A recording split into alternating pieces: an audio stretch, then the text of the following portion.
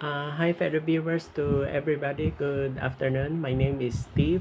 My full name is Steve Hoong. I'm the owner of this video account in this respective website, youtube.com. Okay, my next video is about, actually, I'm not from Rizal, Cagayan, located in Region 2 or Cagayan Valley region. I'm not also an Ilocano because I'm here in Dumaguete City, Negros Oriental. Pero I saw some videos na related din sa Rizal, Cagayan. Okay. By the way, I would like to introduce myself. My name is Steve. I'm from Dumaguete, but I was born in Manila. Uh, Dito na ako nakatira sa Dumaguete City, Negros Oriental. Okay, ano itong video na ito, itong sinasabi ko? Bakit ko na-mention na dapat magkaroon ng bangko? Kasi ang Rizal, Municipality of Rizal, in the province of Cagayan, Region 2, nakita ko may nag-upload na video, parang nag-tour sila sa Rizal, Cagayan. Then nakita ko yung highway, nagpapabilad sila ng araw yung palay. So, more on agriculture or agribusiness. Tapos, kung mag-deliver sila ng corn o palay, so kailangan ng truck. So, kailangan ng tracking.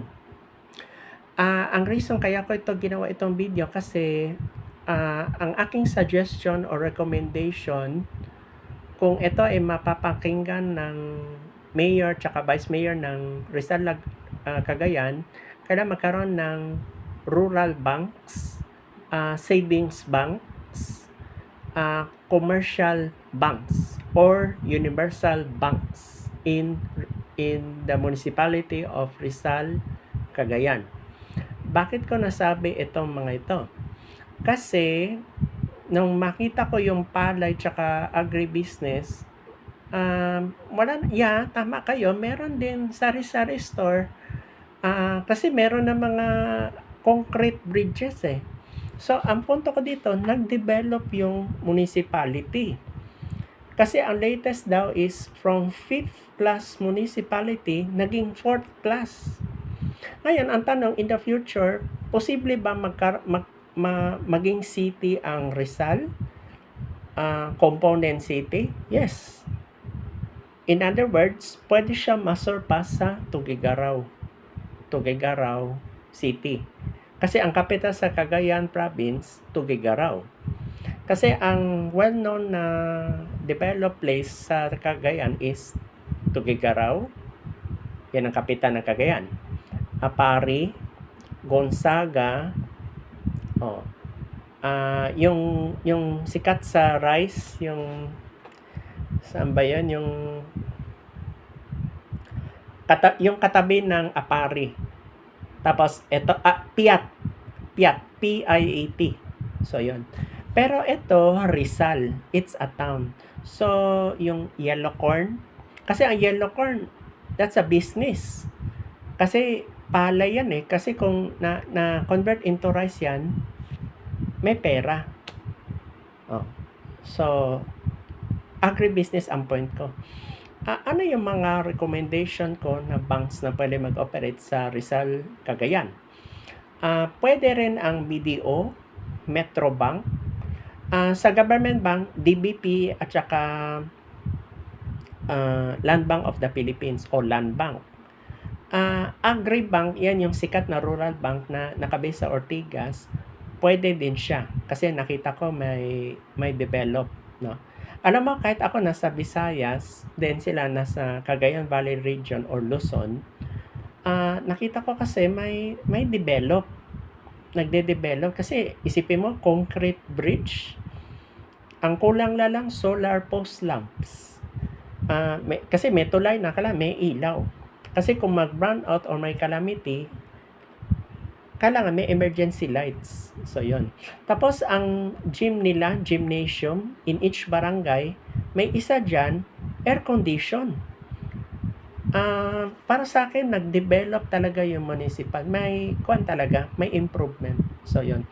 Kaya ko nasabi land bank kasi kung halimbawa, government, so, they need a depository bank.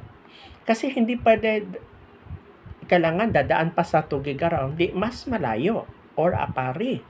Apari and Tuguegarao are so far compared to Rizal. So, yun.